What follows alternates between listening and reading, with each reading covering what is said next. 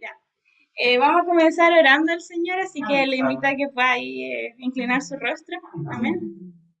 Padre mío, en el nombre de Jesús, Señor, te damos muchas gracias por este tiempo, Padre mío, de poder juntarnos como iglesia, Padre Santo, para glorificar tu nombre, para aprender más de tu palabra, Señor.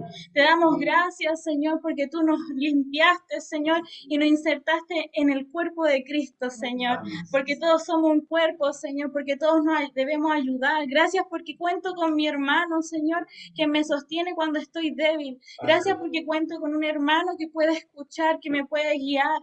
Gracias, Señor, porque tengo hermanos en Cristo, Señor. Gracias porque tú nos has dado este hermoso regalo, Señor, de poder congregarnos, de poder estar juntos, Padre mío. Sabemos que tú tuviste un plan hermoso para la iglesia, Señor. Y te pedimos, por favor, que tú seas preparando nuestros corazones, Señor, para poder primeramente recibir tu palabra y segundo para poder aplicarla, Padre mío. Te pedimos por favor que esta palabra dé muchos frutos, Señor, y que también, Señor, podamos nosotros enseñar a otros lo que hemos aprendido, Padre. Todo esto es para tu gloria, Señor, para el honor de tu nombre, Señor, y para que cada día, Señor, podamos caminar en esta carrera del Evangelio, Padre Santo.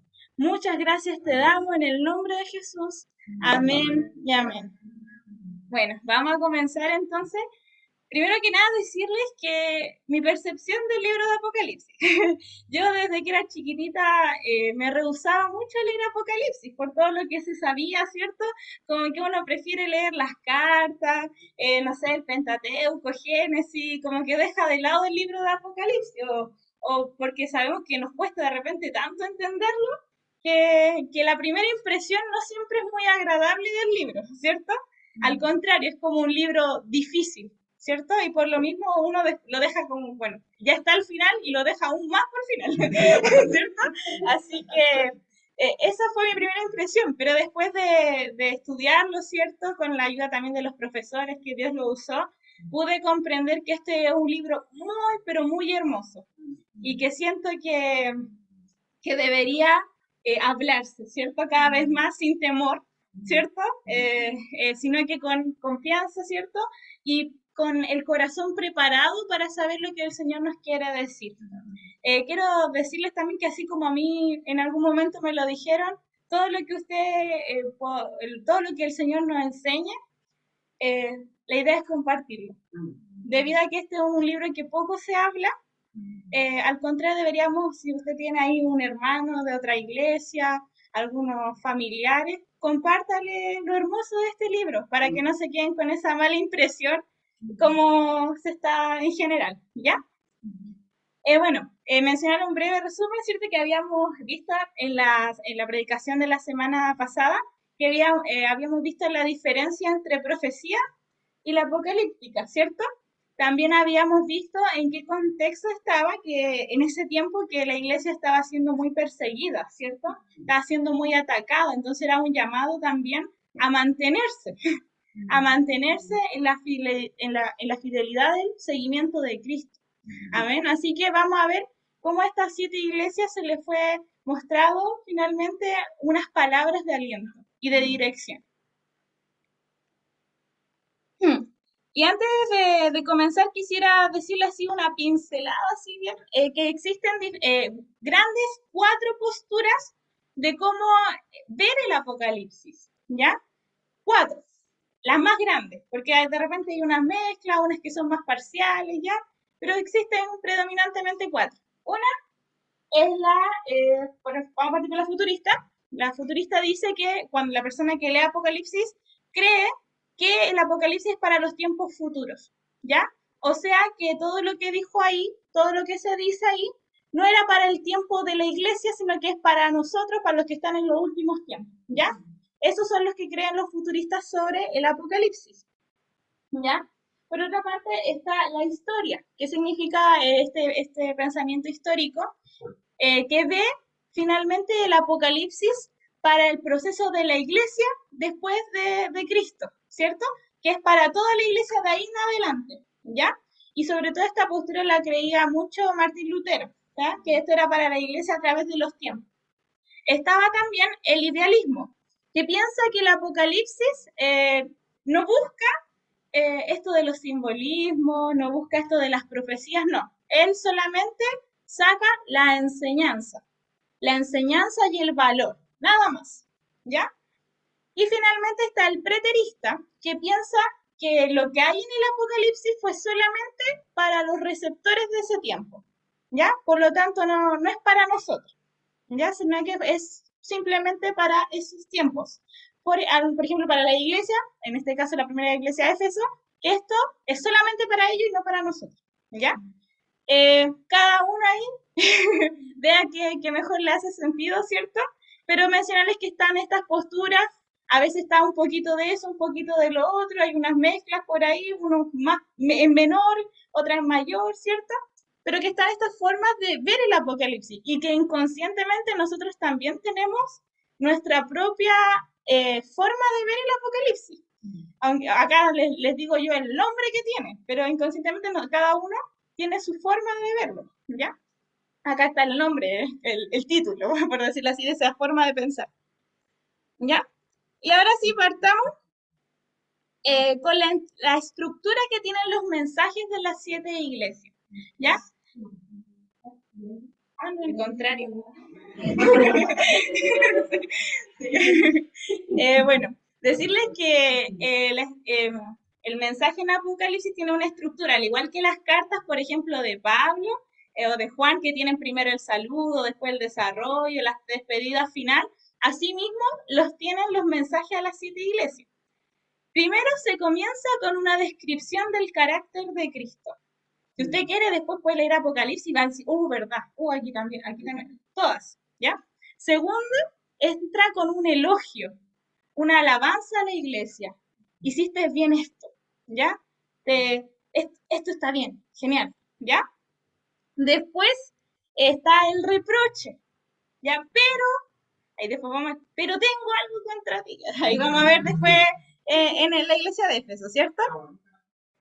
Sí, el pero. Que eso igual es una estrategia de cómo debiésemos nosotros guiar, porque a veces nosotros tiramos al tiro el palo, ¿cierto? Y se nos olvida elogiar, se nos olvida decir las cosas bonitas de las otras personas, así que también tengamos esto en mente de cómo debemos guiar a la persona, ¿cierto? ¿Cómo se dice eso? De que más se hace con miel que con... ¿cómo eso, sí, ¿cierto? Es algo más dulce, mejor, ¿cierto? Que al tiro atacar y atacar, ¿cierto? Y esto recuerda, bueno, los que estudiamos Gálatas, que el fin de todo es restaurar y no juzgar, ¿ya? Así que, bueno, acá también lo vemos que lo hizo el apóstol Juan, ¿ya? Que quería, no los quería criticar, sino que quería que ellos fueran restaurados. Amén. Después les presenta el desafío, ¿ya? O la amenaza. ¿Qué pasa si no siguen con lo que yo les digo que hagan? Va a pasar esto. Al contrario, va a estar esto. ¿Ya? Después sigue con las instrucciones. Ya, tengo este reproche, pero ¿qué hago? ¿Cómo lo hago? El Señor es sabio y nos dice cómo hacerlo. Ya, nos da los pasos a seguir. Y finalmente tiene el cierre, que nos vamos a dar que tiene casi las mismas palabras en todos los cierres. El que tenga oídos para oír, oiga. Y ahí después le agrega cada uno un poquito más dependiendo de la iglesia. ¿Ya? Así que vamos a comenzar. Ya. Y antes yo quiero que vamos a ir leyendo Apocalipsis y alimentándonos esto, considerando esa estructura. Vamos a ir paso por paso con la primera iglesia. Vamos a hablar primero de la descripción de Cristo, después vamos a entrar al desafío y así en el mismo orden lo vamos a ir sacando. Y bueno, como corresponde, la primera iglesia es Éfeso.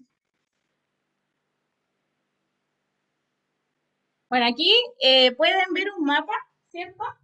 De las 7 iglesias. Esa es su distribución. Juan estuvo desde la isla de Patmos, ahí tuvo la visión, ¿ya? Y las 7 iglesias están. La primera estaría más próxima al mar Egeo, ¿cierto? Y podemos decir también que esta ruta es muy estratégico porque era la carretera que había en ese momento. Entonces todas las iglesias estaban como de paso. Iba por una, después por otra y así. el mensajero iba así para allá, para acá, y terminaba en la Odisea, la última iglesia. Entonces, por eso estas son las principales iglesias que se presentan, ¿ya? Eso es lo otro. No son la única iglesia, hay muchas más, pero se escogieron estas por la forma estratégica, ya por lo visto esto de la carretera, del mensajero, ¿cierto? Entonces partimos con Apocalipsis.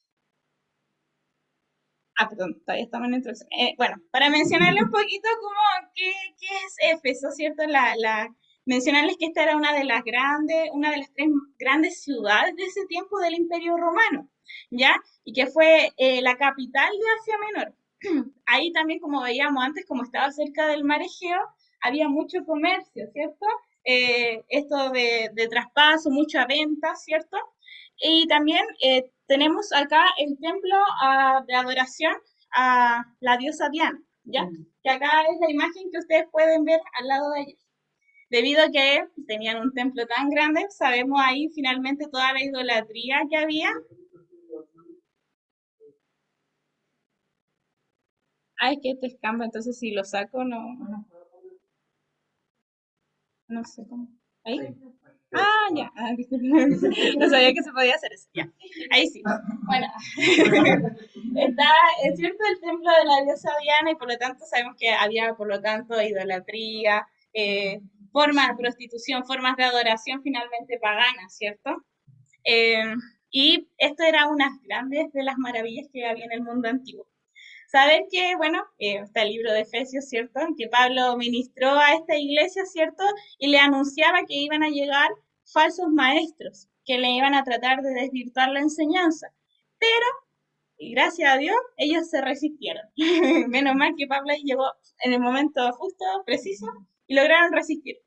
¿Ya? Así que, ahora sí que sí, vamos con Biblia. Apocalipsis, vamos, capítulo 2. Así que ahí se los pueden abrir. Apocalipsis, capítulo 2.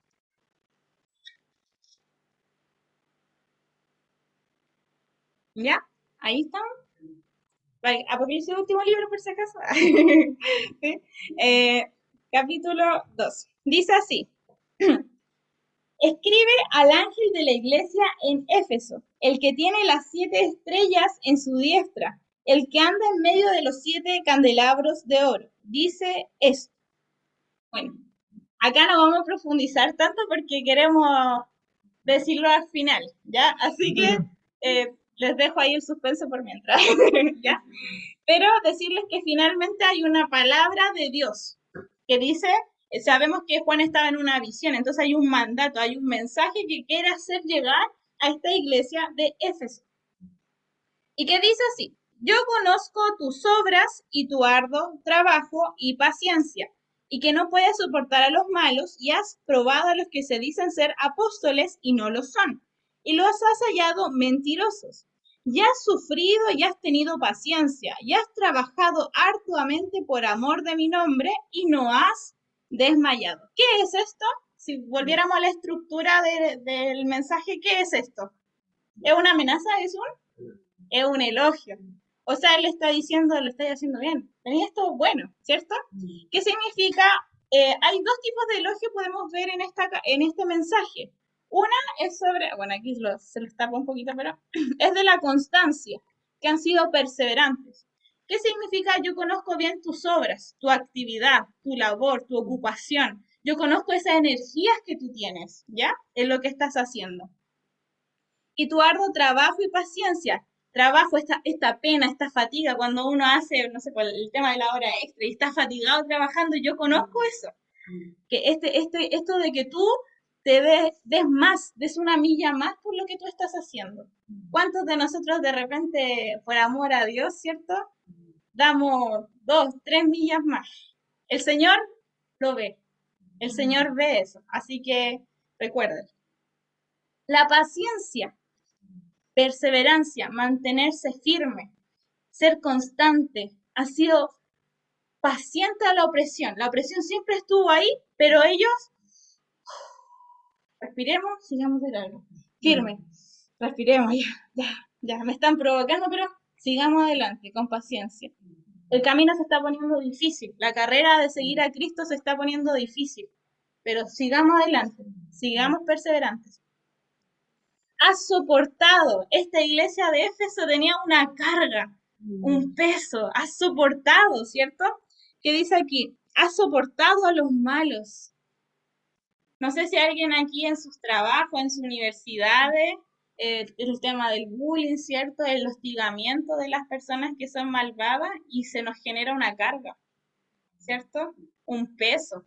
Ya no, a veces ya ni queríamos ir de repente a evitar, ¿cierto? Porque creo que es un peso para nuestro corazón, para nuestra mente. Y ya no es lo mismo ir a un lugar o estar en un lugar donde hay malos que nos hostigan, ¿cierto?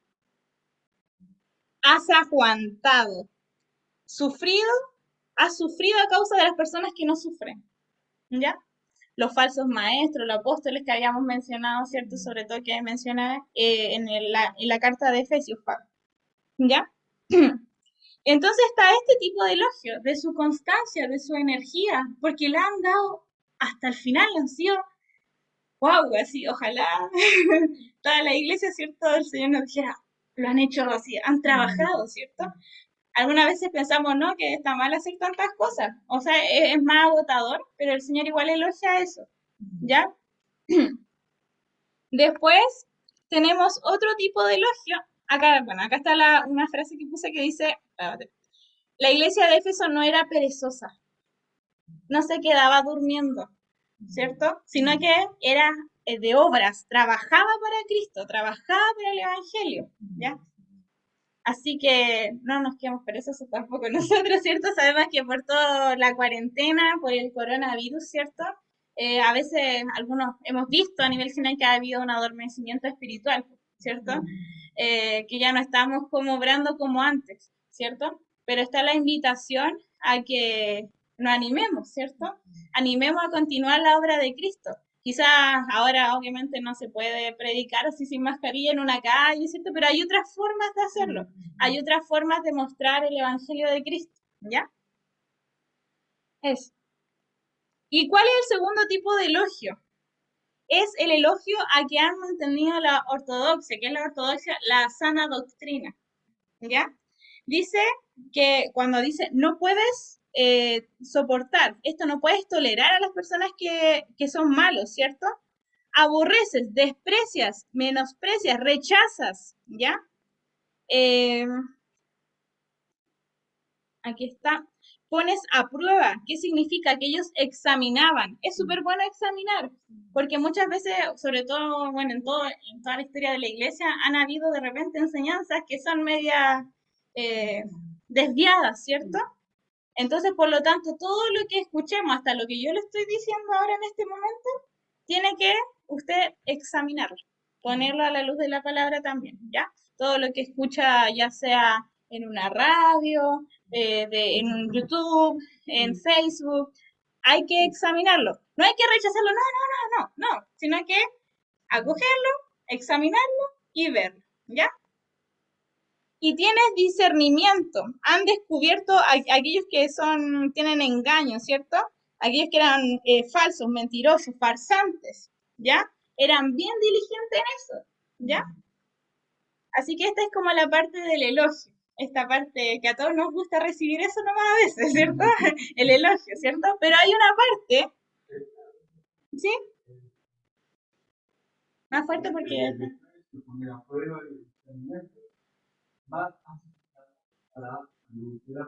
Ujú. Entonces, es muy importante, porque acá hay aún rechazar, pero no rechazar cosas, yo rechazo porque se opone a la palabra. Yo examino, pongo a prueba, ¿por qué? Porque igual pues, no es mi pensamiento, mi estructura, es la palabra. Y diciendo, ¿qué diciendo a través de la palabra? Sí. Aquí para los que no sé si escucharon, pero decía que todo lo que hay que hacer, el poner a prueba, el discernimiento, ¿cierto? Todo esto es a luz de la palabra. No es, como bien decía la Alison ahí ayer en el devocional, le va a hacer publicidad, que decía, no te fíes de tu propia opinión, ¿cierto? No te fíes de lo que los demás dicen, sino que a la luz de la palabra y de lo que dice el Señor, ¿ya?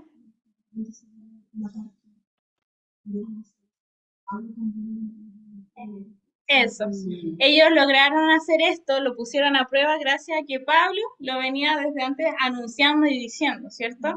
Qué importante es tomar lo que se nos enseña, porque así nos evitaríamos muchos problemas y muchas dificultades, ¿cierto? Estaríamos más preparados, así como ese boxeador que se entrena antes de la pelea, ¿cierto? Que es muy importante. Y bueno, pero vamos a hablar. Ahora viene como otra parte que dice, pero tengo contra ti que has dejado tu primer amor. Aquí viene el reproche, ¿cierto? La parte del reproche. Y bueno, dejo pregunta abierta para todos los que quieran responder. Esto finalmente para saber qué es lo que nosotros sabemos a nivel general, qué es lo que se dice a nivel general. ¿Qué es perder el primer amor? Si alguien quiere opinar, está abierto, ¿ya? Sí, no hay problema porque para que compartamos entre todos y vayamos así viendo o diciendo, ¿sabes qué? A mí me dijeron esto. O sabes que yo había escuchado esto de tal lugar. ¿Qué significa perder el primer amor? Si alguien quiere ahí abrir acá los de Zoom el micrófono, también está la posibilidad. Ya, bien, yo voy a partir. Lo que yo he escuchado siempre, el del primer amor, que has perdido tu primer amor, que has perdido el entusiasmo, ¿ya? Como por ejemplo, ya yo llevo años en el Evangelio y ya como que estoy como, gracias Señor, y no estoy así, gracias Señor, ¿cierto? Como que perdí el entusiasmo, entonces te dicen, oiga, mi hermano, perdió el primer amor, ¿cierto? Como que perdió la energía, como que perdió las ganas, ¿cierto? Perdió el primer amor. Eso, perdió la pasión.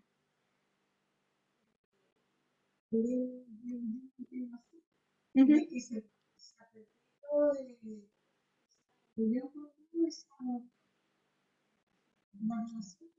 Sí, tiene, ahí vamos a ir después, vamos a ir viendo, ¿ya?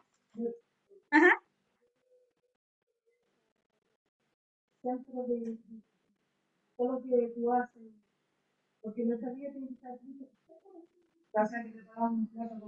Sí. Es como perder mi centro en Cristo. Ya. Súper. Acá mi hermana Geo dice que es cuando sacamos a Cristo de las cosas, cuando dejamos de ver a Cristo, no es el centro Cristo, ¿cierto? Aquí mi hermana Irene, ¿cierto? Dice que este primer amor es esta intimidad con Cristo finalmente, ¿cierto? Ya. Eso.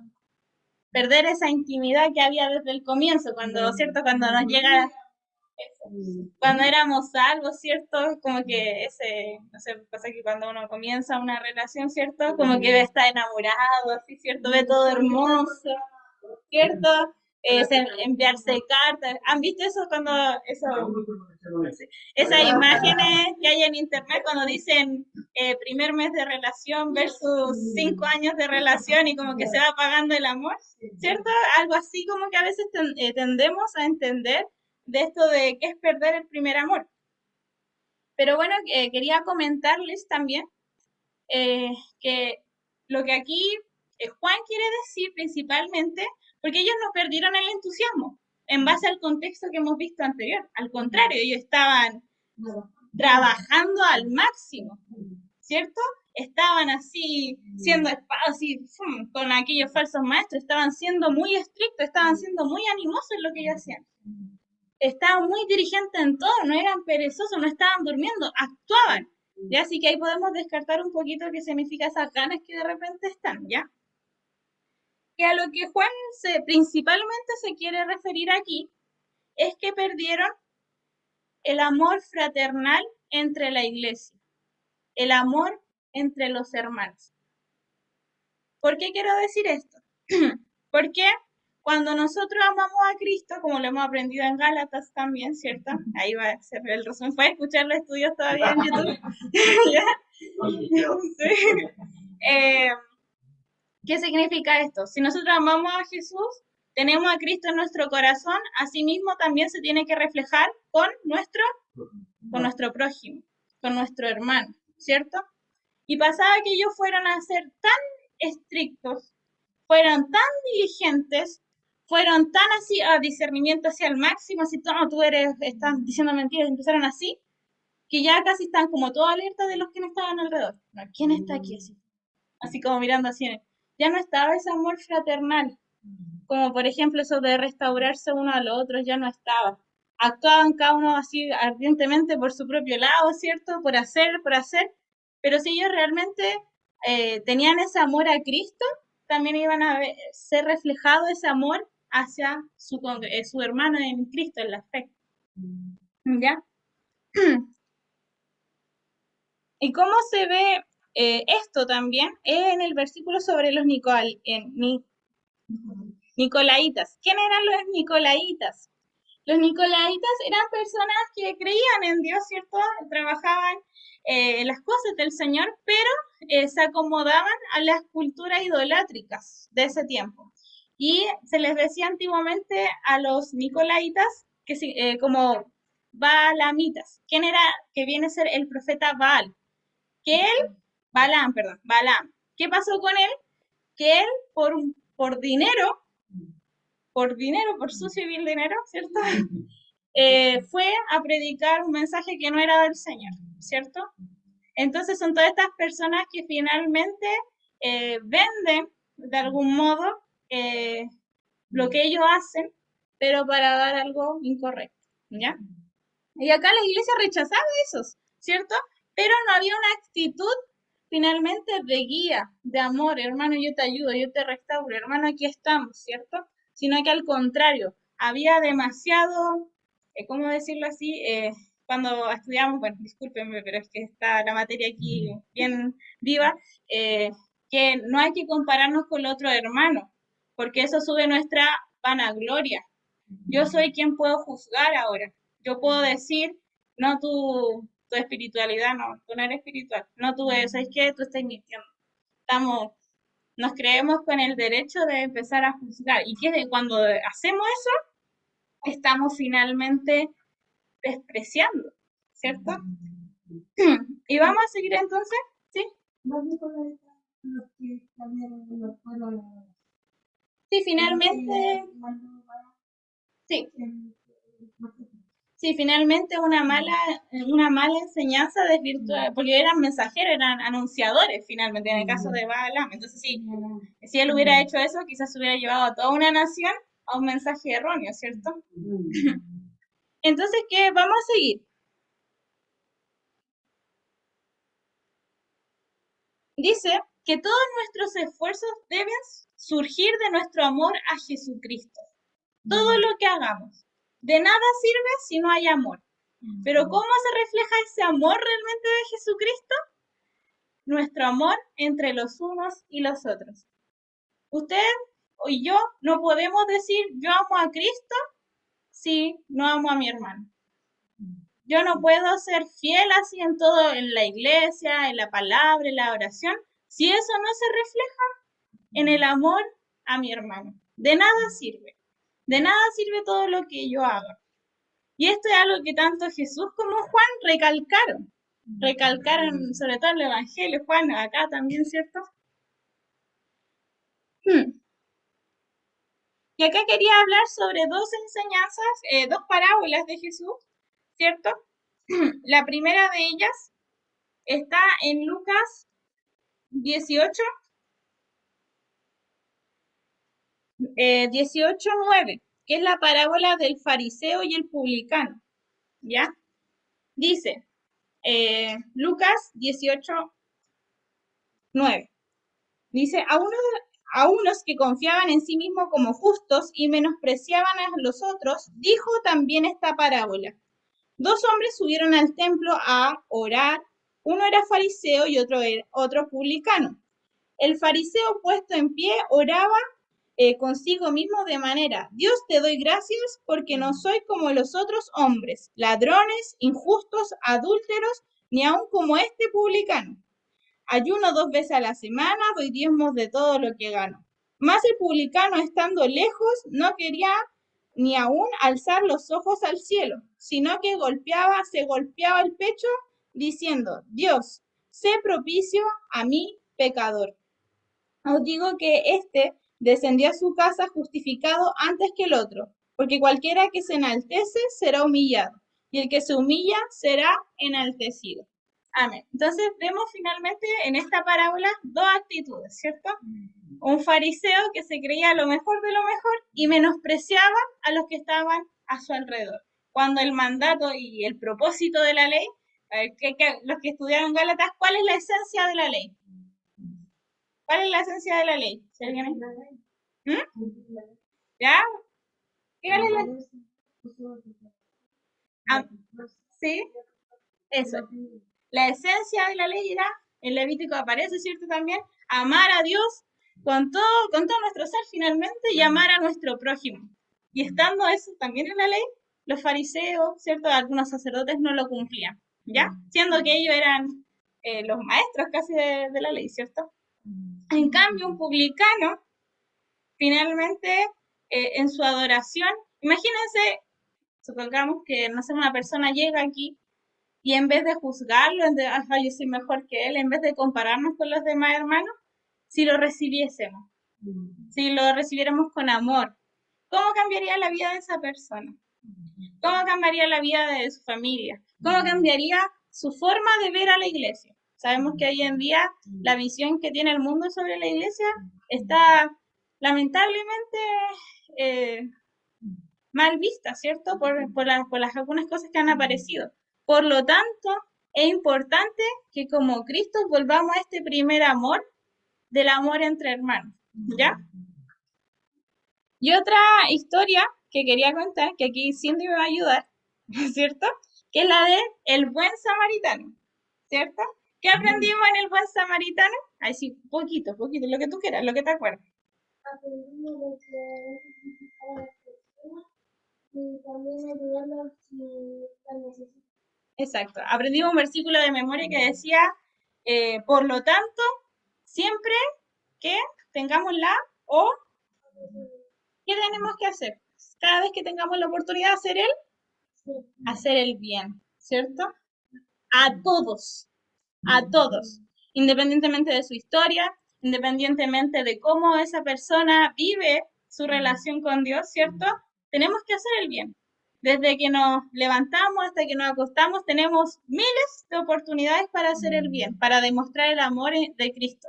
Por lo tanto, tenemos que, es un mandato y un deber, hacer el bien, ser bondadosos. Y acá lo quiero respaldar con Juan 13, 34, 35, que dice, un mandamiento nuevo os doy, que os améis los unos a los otros, que como yo os he amado, así también os améis los unos a los otros.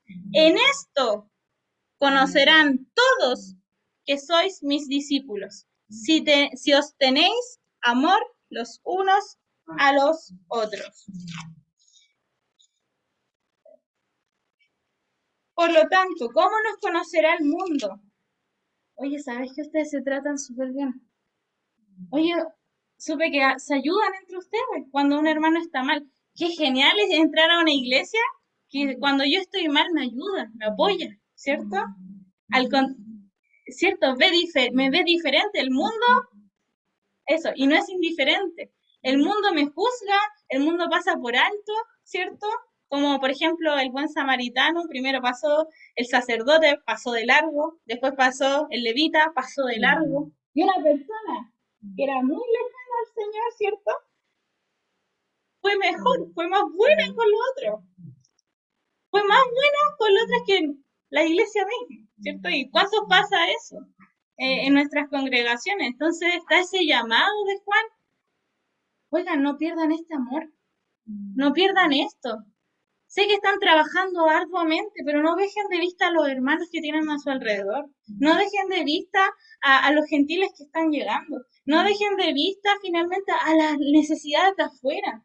Ámense, no se juzguen, no se crean, no se altiven, no sean altivos de corazón. ¿Ya? Porque ¿qué pasa? ¿Qué pasa si uno realmente no muestra este amor al prójimo? Dice.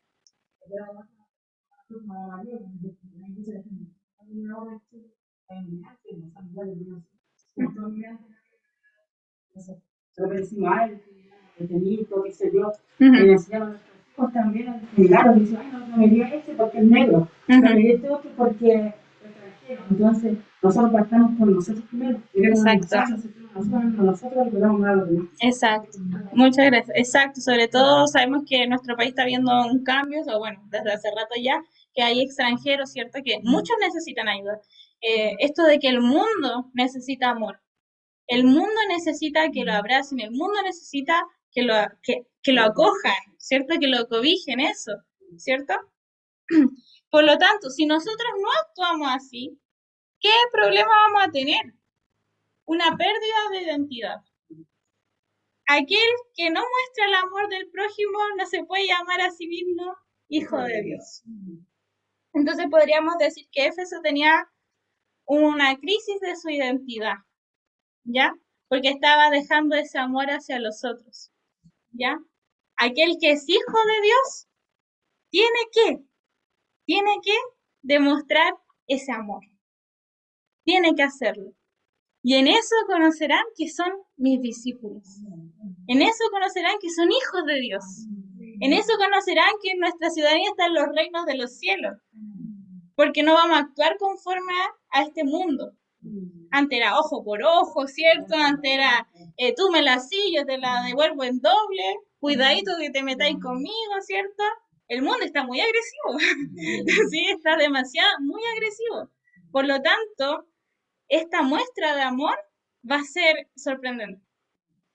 Sorprendente. Por lo tanto, ¿cuáles son las instrucciones para seguir? El 5. Recuerda, por lo tanto, de dónde has caído. Recuerda cómo actuabas en unos comienzos. Yo aquí quisiera contar un testimonio de una persona que todos los domingos sin falta llegaba primero a la iglesia y arreglaba los cables, todos los que estaban en el púlpito. Lo ordenaba, porque bueno, son muchos cables, ¿cierto? Entonces ordenaba todos los cables, dejaba todo ordenado, muy limpiecito, todo, lo preparaba. Por amor, ¿cierto? Lo hice la primera vez, lo hice segunda, ya, llevaba 3 meses. ¿Para qué estoy haciendo esto? Los hermanos están llegando tarde, los de la alabanza, supongamos, llegan tarde. ¿Qué? No me dicen nada, ni me felicitan, gracias hermano, ¿cierto? No, ¿para qué estoy haciendo eso? ¿Qué hay que hacer? Recordar. ¿Por qué lo estoy haciendo? Primero, por amor a Dios. Segundo, por amor a mi prójimo. ¿Por qué estamos yendo a evangelizar? ¿Para que nos conozcan de renombre? ¿Para que vean, oh, qué buena iglesia, está yendo a repartir alimentos? ¿Por qué nos levantamos un día sábado temprano a trabajar, ¿cierto? ¿Por qué estamos aquí reunidos en vez de estar durmiendo algunos por aquí? Ayer hicimos trekking, algunos podríamos estar durmiendo ¿cierto? Pero estamos aquí congregándonos porque amamos a Cristo, pero también por amor a nuestro hermano. Nunca olvidemos que todo lo que yo voy a hacer va a ser por amor. No para vanagloria, no para después juzgar porque nadie hace nada, sino que quiero ser perseverante en este amor. ¿Por qué te estás esforzando tanto? ¿Por qué estás dando el doble si nadie más lo da? ¿Por qué estás siendo tan bondadoso si ni te va a retribuir lo que tú estás haciendo? ¿Por qué? Yo lo hago porque lo amo. Y este amor es el amor de Cristo. No es un amor que busca algo a cambio. No es un amor que mira si me conviene o no me conviene. Es un amor incondicional hacia mi hermano. Un amor incondicional. Entonces recordemos cómo actuábamos en los primeros tiempos con nuestro hermano. Estábamos todos felices y nadie conocía las yayitas de nadie, ¿cierto? Estábamos todos así en el amor del Señor, pero después se empiezan a ver cosas y se empiezan a ver rosas en la iglesia y empiezan a ver, oigan, no nos olvidemos que somos todos hermanos y que ese amor del primer comienzo, ¿ya? que es un amor inocente igual, pues, porque ahí no conocíamos antes al hermano, pues, ¿cierto? Ya, entonces ahora es como, ahora que tú lo conoces, ámalo más, ¿cierto? Ahora es cuando vale. ¿De qué te sirve amar y ayudar a los que te hacen el bien? Si hay que amar a los que nos hacen mal, ¿cierto? Eso es lo valioso. Ahora viene el verdadero amor, ¿cierto? Ese amor que conociendo la historia, que conociendo cómo es el otro, yo te ayudo. No te miro en menos. Yo soy igual que tú. Ahí estamos, ¿ya? Recordar. Recordar esos tiempos, ¿ya? Segundo lugar, arrepiéntete, ¿cierto? Arrepentirnos. Y acá yo recuerdo una vez mi mamá que me enseñó en una clase que era arrepentirse de una forma muy gráfica, que era cuando tú ibas, por ejemplo, en un tren y estáis dentro del tren y te das cuenta que tomaste, en vez de ir para allá, en el andén hacia allá, camino hacia allá, te fuiste para el otro lado, ¿cierto? ¿Y qué haces ahí? Oh, tome el tren al otro lado. ¿Qué hago al tiro? Me bajo inmediatamente. A la primera estación que pare, me bajo. ¿Y qué hago? ¿Me quedo ahí esperando qué hacer? No, tomo al tiro el tren hacia la dirección que tenía que ir. Eso es el arrepentimiento. Cuando reconocemos primeramente que estábamos actuando mal, estábamos yendo en una dirección errónea. ¿Cuál es el segundo? Me bajo, detengo lo que estaba haciendo, detengo cómo estaba actuando. Y segundo, empiezo ahora a ir en la dirección correcta, actuar de la forma correcta. Y después, ¿qué dice? Y haz las primeras obras. ¿Qué eran estas primeras obras? Porque ellos ya trabajaban, ya hacían su arduo trabajo, ellos ya tenían la sana enseñanza, tenían la sana doctrina, ya lo tenían. Volvamos a esas primeras horas de amor, esos tiempos cuando tomábamos tecito con el hermano, ¿cierto? Cuando no estábamos todos ajetreados y a pesar de que estábamos con muchas y mil cosas que hacer, nos dábamos el tiempo, ¿cierto? Para juntarnos con el hermano porque lo queríamos conocer, porque queríamos unir, fortalecer lazos.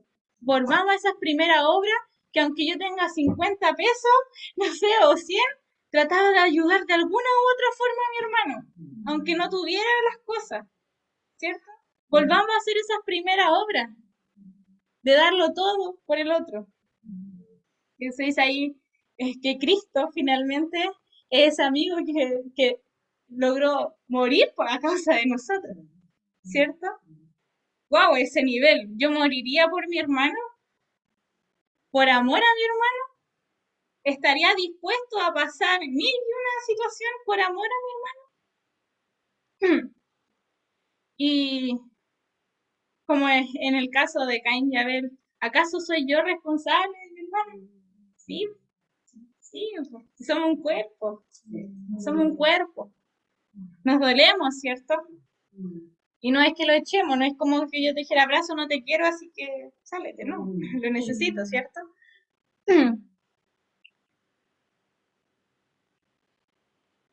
Y dice que aquellos que no hacen esto, que no hacen las primeras obras, pues si no, vendré pronto de ti y te quitaré tu candelabro de su lugar, si no te hubieses arrepentido. Realmente, si no mostramos este amor a Dios, finalmente nunca fuimos hijos de Dios, no estamos aplicando ser el hijo de Dios, ¿ya? Pero si tienes esto, perdón, dice el 7, el que tiene oído, oiga lo que el Espíritu dice a las iglesias. Al que venciere, le daré a comer del árbol de la vida, el cual está en medio del paraíso. Acá finalmente está hablando de la vida eterna. Obviamente este amor que tenemos que hacer al prójimo no es porque, yo lo hago para que un día para que por mérito propio, que el Señor me aplauda, ¿cierto? Para alcanzar la salvación, no, sino que algo unido, ¿cierto? Cuando yo acepto a Jesús en mi vida y amo a mi prójimo, el otro ya está listo, ¿cierto? No es por nuestras obras, sino que el amor a Cristo y el amor al prójimo son dos cosas unidas, ¿ya?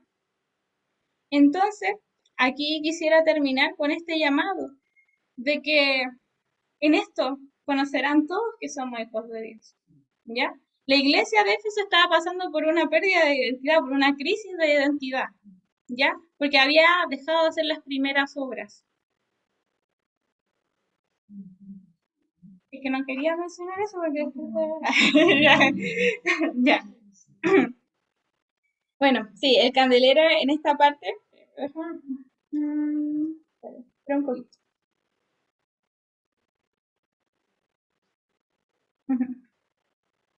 Bueno, cuando dice las estrellas, sabemos que la estrella y después hay un versículo textual que lo dice. Que dice, escucha, no lo encuentro ahora, se me perdió.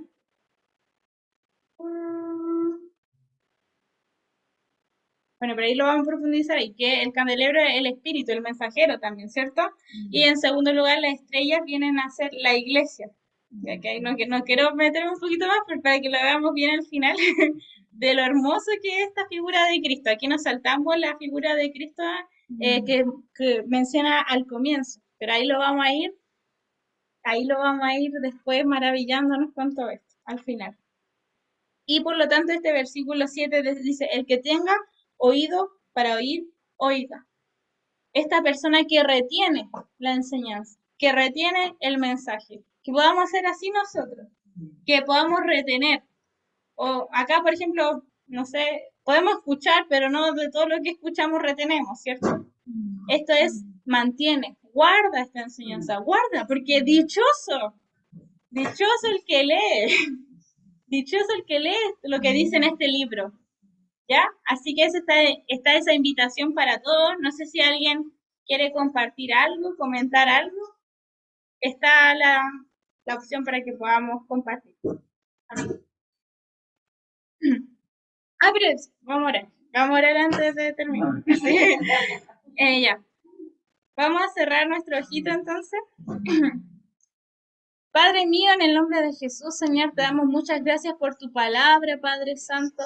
Te damos muchas gracias, Señor, porque una vez más, Señor, tú nos vienes a dar instrucciones, Señor, tú nos vienes a hacer alertas, Padre mío, para que podamos actuar conforme a tu palabra y conforme a tu enseñanza, Señor. Padre mío, te pedimos, por favor, que ponga en nosotros un corazón humilde, Señor, un corazón con empatía, Padre Santo, que nos pongamos en el lugar del otro, Señor, que como cuerpo nos dolamos por mi hermano, Señor, que podamos llevar las cargas lo uno a lo otro, Señor, que podamos soportarnos, Señor, en ese lazo del amor, Padre mío, que es lo más fuerte que hay, Padre Santo. Te pedimos, por favor, Señor, que entre todos nos ayudemos a restaurarnos, que, Señor, que no esté el juicio, porque tú solamente, Señor, es el que tiene ese poder, Padre Santo. Te pedimos, por favor, que volvamos a esas primeras obras. Sabemos que estamos en un mundo muy ajetreado, que ya casi ni hay tiempo para ser amigos, que ya casi no hay tiempo para ser hermanos, Señor. Pero, Señor, todo lo podemos en ti, que nos fortalece, Señor. Todo lo podemos en ti. Tú tienes un tiempo para cada cosa, Padre Santo. Te pedimos, por favor, que podamos retomar estas primeras obras. Señor, reconocemos, Señor, que quizás no lo estábamos haciendo bien, que estábamos siendo quizás a veces indiferentes, quizás como el sacerdote, como el levita, en la historia del buen samaritano, Padre Santo. Pero te pedimos, por favor, que nos capacites, Padre Santo, que pongas venda en nuestras manos para ayudar a nuestro prójimo, que cada vez que tengamos la oportunidad, hacer el bien a todos, Señor. Muchas gracias, Padre Santo, en el nombre de Jesús. Amén y amén.